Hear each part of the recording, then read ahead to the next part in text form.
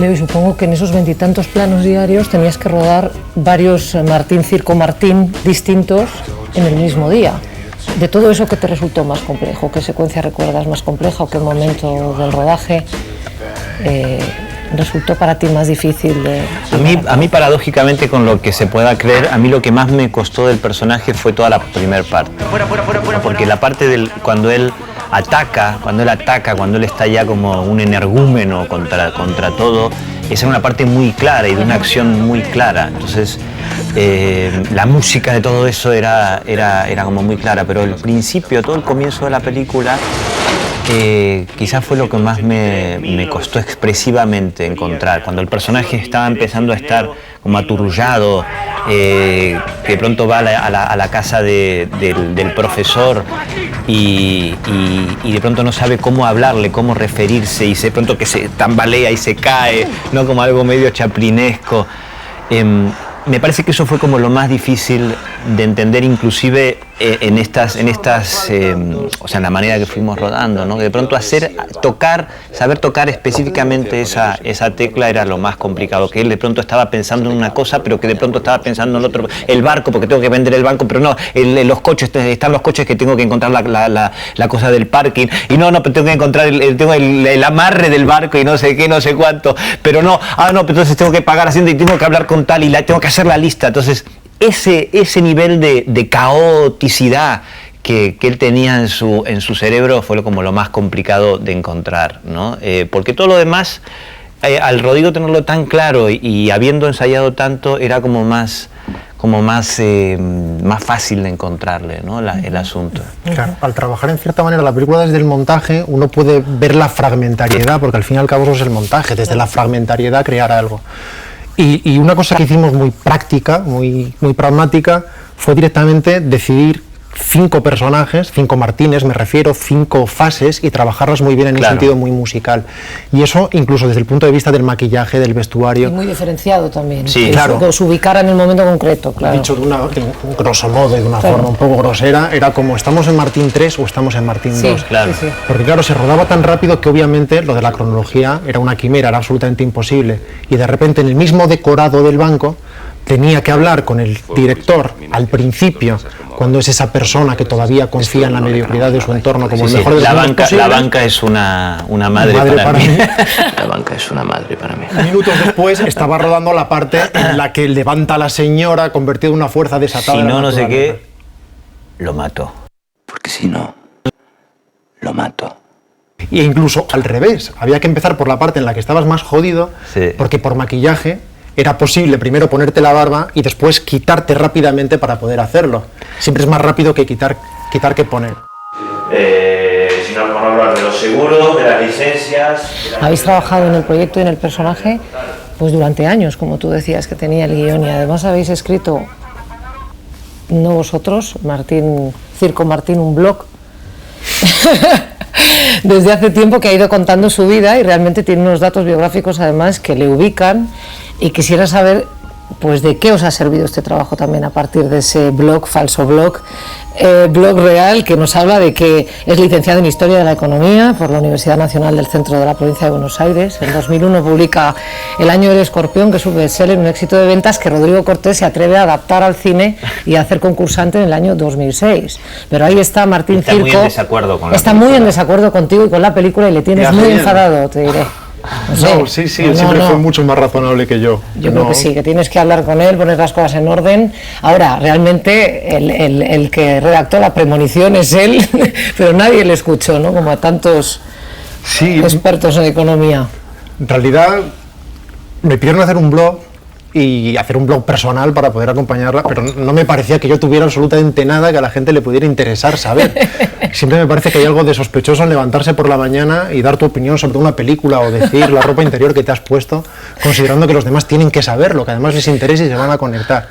Me pareció mucho más interesante crear un Martín Circo Martín, que escribiera él ese blog teóricamente y además que nos pusiera a parir a todos, porque él sería Está muy en desacuerdo con mi participación en la película. Y además he de decir que con razón. Sí. Pero es algo que solo me atrevo a decir gracias a que lo dijo Martín Circo Martín antes que nosotros. Mentiras.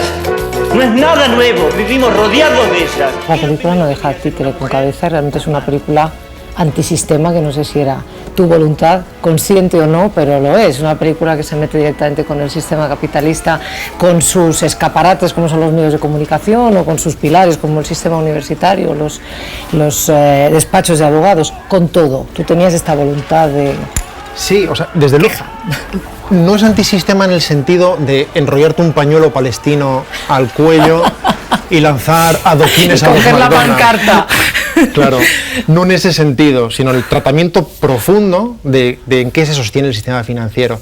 Ni siquiera es per se una película anticapitalista o que hable del libre mercado. Más bien lo que está diciendo es que no hay posibilidad del libre mercado. Incluso si analizáramos el libre mercado desde un punto de vista de la naturaleza, hasta podría haber un sentido. La naturaleza es muy despiadada y solo los más adaptados y los que hacen lo adecuado se mantienen y los que no, no. Entonces es una cuestión casi de premio al esfuerzo. El problema es que es un casino trucado, el problema es que las leyes están amañadas. Hablamos del libre mercado, pero es una entelequia, porque no hay posibilidad de que el mercado sea libre cuando estamos entrando en un casino que está programado para que perdamos. Eso se ve en la propia película, que ni siquiera tiene un final feliz, lleno de esperanza, porque cuando el concurso vital, me refiero, el de la vida, está amañado, no hay ninguna posibilidad de ganar.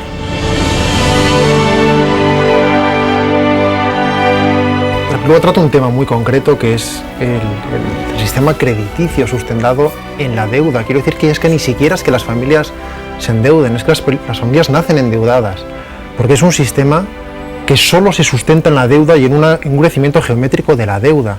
Hay gente que desconoce cosas fundamentales. La Reserva Federal, por ejemplo, es una empresa privada. La gente cree que la Reserva Federal pertenece al gobierno de los Estados Unidos. No es así, es privada. Entonces presta dinero al gobierno de los Estados Unidos. Empieza desde el primer momento. Imaginemos que imprime $1 millón de pesetas, $1 millón de dólares, perdón, porque lo que tienen es una imprenta con tinta y papel. Y ellos le dan a la palanca e imprimen $1 millón de dólares.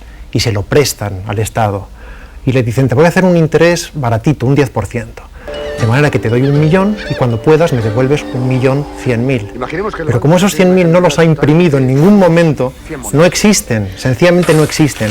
Y este es el primer paso.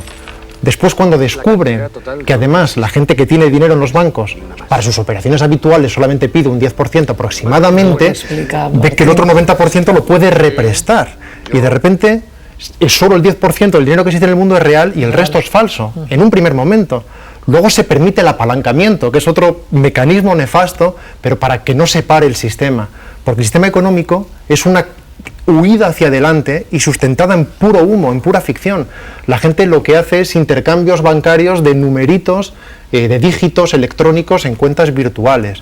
Entonces no existe tal dinero, ni siquiera es algo que la gente haga, sino que la propia naturaleza del sistema financiero es esa. Sí, efectivamente, pero si en Estados Unidos quiebran los bancos con todo el circo mediático que se genera alrededor, aquí van quebrando poco a poco las familias, que son quienes asumen esa deuda y quienes protegen al banco y a la caja durante años con su deuda, y de esa quiebra no se entera nadie. Pero los grandes bancos darán beneficios después de lo que suceda y efectivamente será a costa de la gente. Sí, es un sistema de esclavitud legal.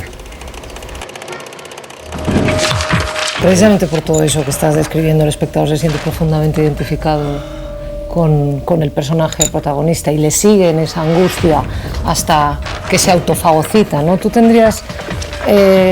compartirías ese pesimismo vital, Leo? ¿Realmente crees que estamos abocados a un callejón sin salida en este sistema socioeconómico que nos toca vivir?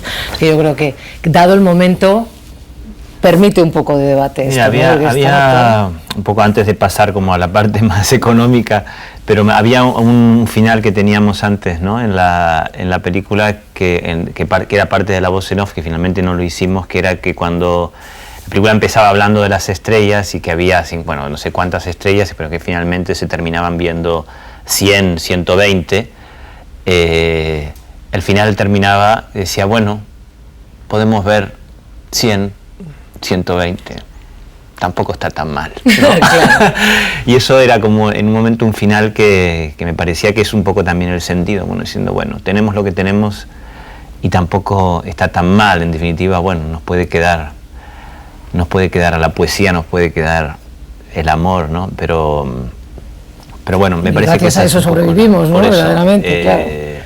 Y es un poco lo que me parece que rige hoy día. Me parece, bueno, el mundo está así y bueno, al menos en mi caso, creo que en el caso de Rodrigo también nos quedan muchas cosas más allá de la brutalidad que se vive en este mundo, ¿no? En mi caso en Argentina esto no es algo nuevo, ha pasado toda la vida. O sea, el país, yo he visto desplomarse al país 3 o 4 veces en mi vida.